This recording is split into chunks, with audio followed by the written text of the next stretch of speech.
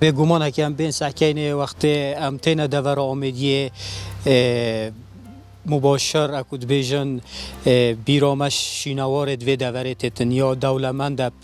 شینواران شیوه که گشتی دور آمد دور آمدیه و ایکیشوانا نمونه اف جهنو که املیک و مدسا قباهان ایکیشوان جهن شینواری یکو دیرو که زفری تبو بری چندهین صدان سالان که چندین کسایتی و زانا و یه اولیل و قطابخانه شینواری را بوینه شیوه که گشتی دور آمدیه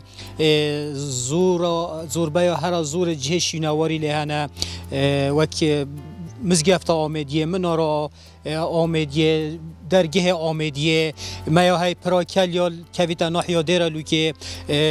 دیره مار عودی شل گنده دیره کو چند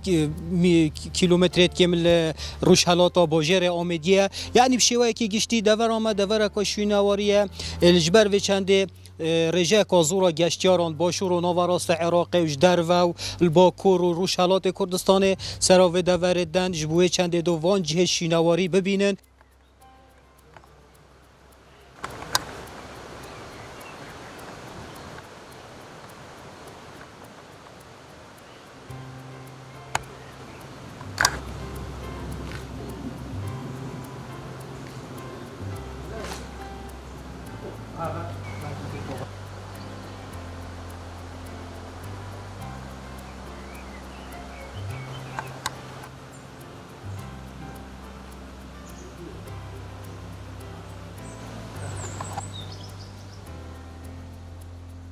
بلکه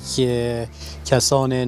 زانا و دیروک نویس و شینوار در وی ولات جیتن سردان و جهت شینواری کن که دو بوب سلمیتن که بله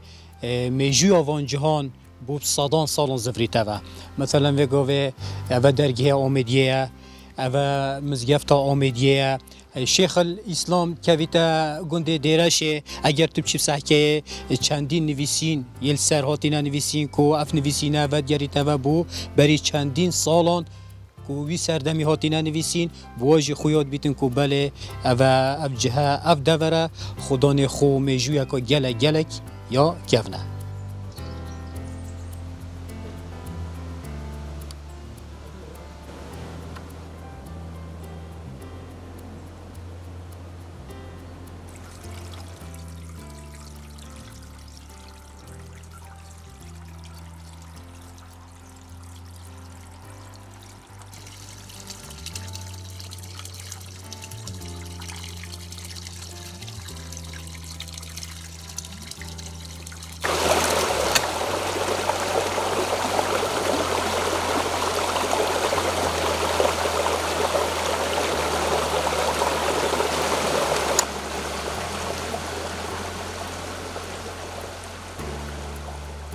امیدوارین یعنی اف جهه